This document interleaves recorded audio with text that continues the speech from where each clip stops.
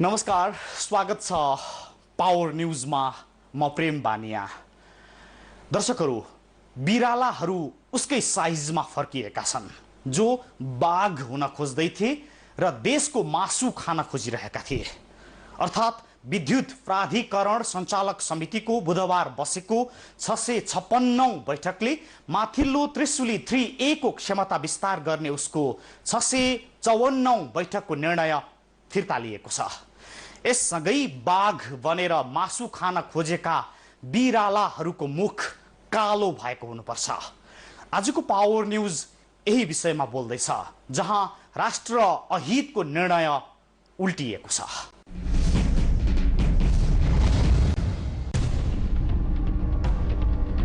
चरम विवादपछि बुधबार बसेको विद्युत प्राधिकरण सञ्चालक समितिको बैठकले देशमा सबैभन्दा आलोचित बनेको त्रिशुली 3A को क्षमता विस्तार गर्ने निर्णय फिर्ता लिएको छ।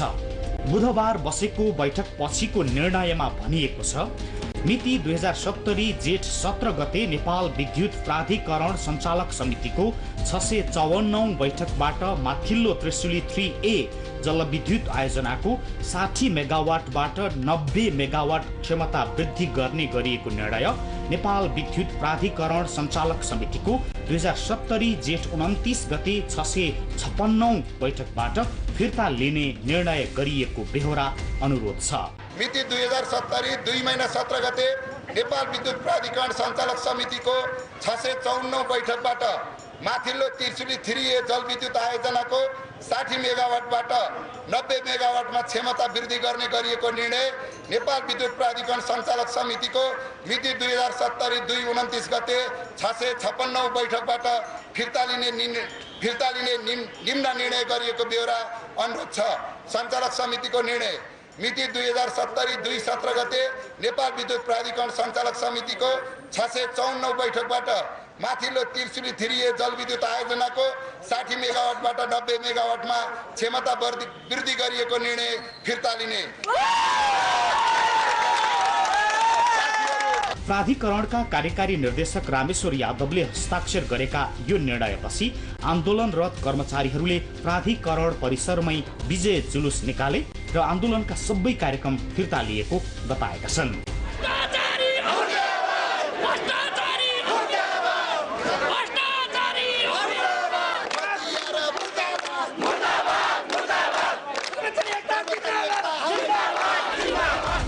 आन्दोलनरत कर्मचारीले सञ्चालक समितिको यो निर्णयपछि निर्णय देश हितको पक्षमा आएको भन्दै यसको स्वागत गरेका छन्। यो निर्णय स्वागत योग्य छ। यो जे हुनु पर्थ्यो त्यही भएको हो। गलत निर्णय गरेको थियो, त्यसलाई सच्याउनु भयो। सच्याएकोमा हामी मन्त्री जुन बोर्डलाई धन्यवाद पनि दिन चाहन्छौँ, किनभने यत्रो कर्मचारीले आज 11 दिन निर्णय गरेको 13 दिन भयो हैन, र कर्मचारीले हामी आन्दोलन गरेको आज 10 दिनमा यो निर्णय आएको छ, जुन निर्णय एउटा स्वागत योग्य छ। यो हुनुपर्ने निर्णय भएको हुनाले हामी यसलाई स्वागत गर्छौँ। होइन, अहिले हामीले भर्खर मात्रै हामीले चिठी आयो, हामीले त्यो चिठी हेऱ्यौँ। चिठी हेर्दा हामीलाई के लाग्छ भनेदेखि खासै भन्यो भने चाडा युनियनको बिचमा अहिले वार्ता छलफल हुन सकेको छैन। छलफल हाम्रो हुन्छ, त्यस पछाडि हामी एउटा निर्णय पुग्छौँ। र मैले सर र चिठी हेर्दाखेरि चाहिँ निर्णय सकारात्मक छ जस्तो मलाई लागेको छ। होइन, यो निश्चित रूपमा यो हामी यहाँ आन्दोलनरत ट्रेड युनियनहरूलाई मात्रै होइन, यहाँको 10,000 कर्मचारीलाई मात्रै पनि होइन, यो माग पुरा भएकोमा आम नेपाली जनता खुसी हुनुहुन्छ भन्ने हामीलाई लाग्छ। हामी खुसी नहुने कुरै भयो। अहिले स्वाभाविक रूपमा एउटा ठुलो लडाइँको मैदानबाट हामीले विजय प्राप्त गरेको अनुभूति भइरहेको छ। र त्यसभन्दा पनि ठुलो कुरो त के हो भन्दाखेरि हामीले एउटा न्यायको पक्षमा लडेका थियौँ र कतै न्यायको परास्त हुने हो कि भन्ने एउटा पीडा थियो। आखिर पीडा हुन सकेन र हाम्रो कर्मचारीको एकताको बलले गर्दाखेरि यो हामीले परास्त गर्दै निर्णय फिर्ता लिन बाध्य गराएको छ। त्यसअघि जेठ 17 गतेदेखि कर्मचारीहरू प्राधिकरणमै कालो झण्डा सहित त्रिशुली 3A को क्षमता विस्तार विरुद्ध कार्यकारी निर्देशक, सञ्चालक समिति, ऊर्जा सचिव र मन्त्री विरुद्ध नाराबाजी गर्दै आएका थिए। भ्रष्ट ऊर्जा मन्त्री मुर्दाबाद, मुर्दाबाद, मुर्दाबाद। भ्रष्ट ऊर्जा मन्त्री चाहिँदैन, चाहिँदैन, चाहिँदैन। मिलिमतोमा 2 अर्ब भन्दा बढी रकम घाटा लाग्ने गरी त्रिशुली 3A आयोजनाको क्षमता विस्तारको निर्णय भएको भन्दै निर्णय भए यता नै उनीहरू विरोधमा थिए। उनीहरूले यो निर्णय विरुद्ध मन्त्री क्वार्टर पुलचोकमा 2 घण्टा ब्ल्याकआउट गरेका थिए भने निर्णय फिर्ता नगरिए मन्त्री परिषदका अध्यक्षको सरकारी निवास बालुवाटारमा पनि ब्ल्याकआउट गर्ने लगायतको सङ्घर्षका कार्यक्रमहरू सार्वजनिक गरेका थिए। प्राधिकरणका 4 वटा कर्मचारी संगठनहरू त्रिशुली 3A को क्षमता विस्तारका विरुद्ध उत्रिएका थिए। ऊर्जा मन्त्री उमाकान्त झा, सचिव हरिराम कोइराला र कार्यकारी निर्देशक रामेश्वर यादव सहित सञ्चालक समितिका सदस्यहरूले आगामी वर्षभित्र पूरा हुनुपर्ने त्रिशुली 3A को क्षमता 60 मेगावाटबाट बढाएर 90 मेगावाट बनाउने र निर्माण अवधि थप गर्ने निर्णय विद्युत प्राधिकरणका लागि आत्मघाती भएको भन्दै उनीहरूले यसको कडा विरोध गरेका थिए। यसअघि पूर्व अर्थमन्त्रीहरू डाक्टर रामशरण महत, डाक्टर प्रकाश चन्द्र लोहनी, सुरेन्द्र पाण्डे र पूर्व ऊर्जा मन्त्रीहरू डाक्टर प्रकाश शरण महत, गोकर्ण विष्टले पनि मन्त्री परिषदका अध्यक्ष खिलराज रेग्मीलाई भेटेरै यो निर्णयमा ठूलो आर्थिक घोटाला भएको भन्दै फिर्ता लिन आग्रह गरेका थिए। 2 अरबमा गर्छु भनेको कुरोलाई जानिकन 4 अरबमा गर्छु भन्नु नै भ्रष्टाचार हो। तपाईको 60 मेगावाटलाई 90 मेगावाट बनाउने कुरा चाहिँ इपिसी कन्ट्र्याक्ट भएको थियो। त्यसलाई 90 बनाउनु भनेको गैर कानुनी छ, नेपालको कानुन विपरीत छ र कुनै पनि हिसाबले एउटा टेन्डर डकुमेन्टमा चाहिँ टेन्डर गरेर अर्कोमा जान सक्ने व्यवस्था हाम्रो कानुनको छैन। त्यसमा यो गैर कानुनी छ। यसमा जो छन् यसलाई रोक्नुपर्छ र यसले मुलुकलाई व्यवहार पार्ने गरी यो काम गर्न पाइँदैन। त्रिशुली 3A को क्षमता विस्तारको निर्णयभित्र 2 अर्ब भन्दा बढीको चलखेल भएको भन्दै यसको चौतर्फी आलोचना भएपछि प्राधिकरण सञ्चालक समिति बाध्य भएर निर्णय फिर्ता लिएको हो।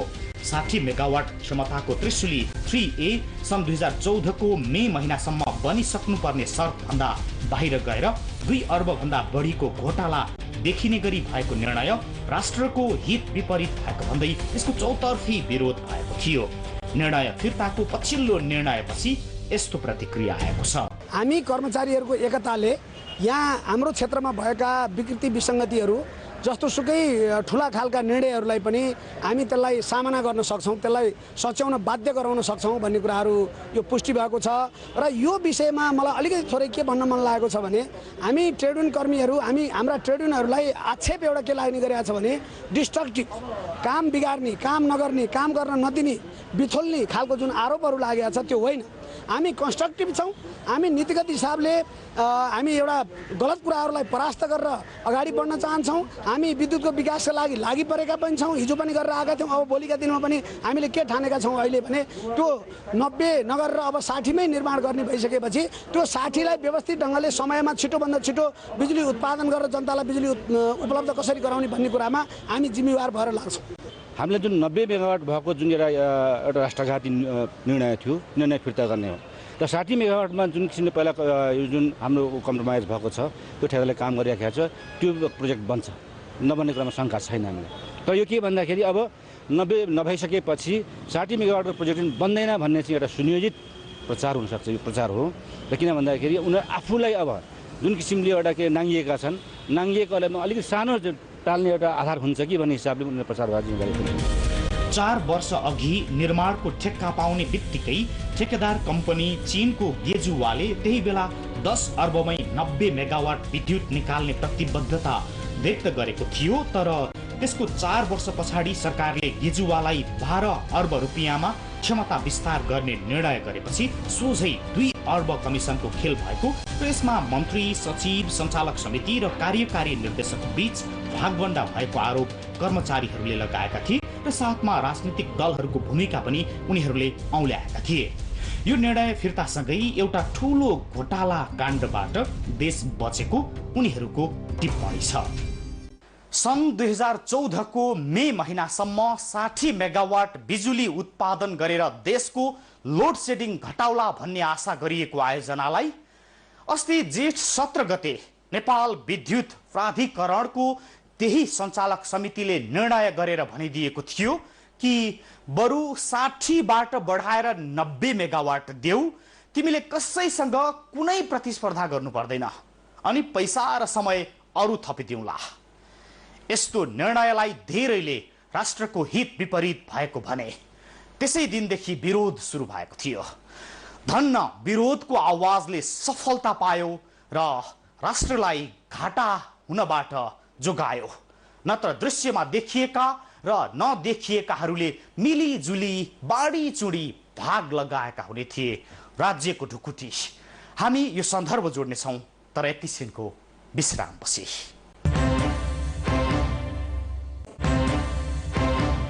न्यूज 24 मा यो पावर न्यूज हो। विषय माथिल्लो त्रिशुली 3A को क्षमता विस्तार गर्ने भनेर प्राधिकरण सञ्चालक समितिले गरेको निर्णय निकै ठूलो दबावका बीच उल्टिएको प्रसङ्गको छ र अब यो निर्णयसँगै राष्ट्रको स्रोतमा हुन लागेको ठूलो रकमको घोटाला जोगिएको सन्दर्भ प्रस्तुत छ।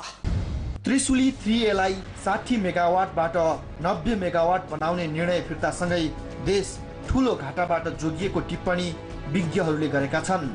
आयोजनाको ठेक्का पाएको गेजुवा कम्पनीले त्रिशुली 3A को क्षमता विस्तारका लागि लगातार प्रयत्न गरिरहेको थियो र उसको प्रयत्न सफल पनि भएको थियो। जेठ 17 गते 2 अर्बको घोटाला देखिने गरी निर्णय भएको क्षमता विस्तारको निर्णय 12 दिन पनि टिक्न सकेन। ठेक्का पाउने बित्तिकै गेजुवाले 10 अर्बको लागतमा त्रिशुली 3A लाई 60 बाट 90 मेगावाट बनाउन सकिने बताएको थियो। तर त्यसको 4 वर्षपछि 12 अर्बमा ठेक्का दिने निर्णयले देखिने गरी 2 अर्ब घोटाला हुने अवस्था थियो। निर्णयसँगै देश ठूलो घाटाबाट जोगिएको कर्मचारीहरूको बुझाइ छ। यसमा हार र जित अब एक प्रकारले स्वाभाविक रूपमा आउँछ नै यहाँ, किन भन्दाखेरि एउटा पक्षले त्रिशुली 3A को चाहिँ असंवैधानिक निर्णय गरेर, राष्ट्रघाती निर्णय गरेर एउटा 2 अर्ब 3.5 अर्ब जति रकम भ्रष्टाचार गर्ने जुन चलखेल गरिराखेको थियो, त्यो पक्ष परास्त भएको हिसाबले हेर्ने हो भने यो हार र जितमा पनि यो हुन्छ र यो हार पनि हो उहाँहरूको।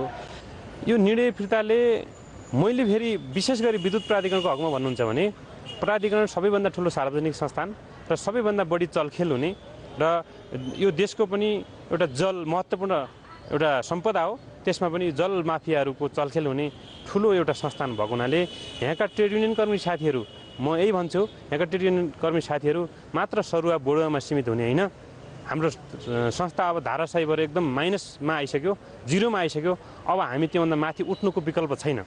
त्यो हुनाले एउटा त्यो सन्देश गएको छ कि ट्रेड युनियनहरू, यहाँभित्रका कर्मचारीहरू, प्राविधिकहरू साँच्चै जागे भने, उठे भने यी जलमाफियाहरूका अथवा गलत नियतबाट आएका जुन षड्यन्त्रपूर्ण निर्णयहरू छन् ती निर्णयहरू चकनाचुर हुन्छन् र एकचोटि फेरि यिनीहरूले 100 चोटि सोच्नुपर्ने स्थिति भएको छ यिनीहरूलाई। तत्कालीन ऊर्जा मन्त्री प्रकाश शरण महतलाई नै उसले यो निर्णयको साक्षी बसाउन खोजेको थियो, तर उनले त्यसलाई अस्वीकार गरेको बताएका थिए।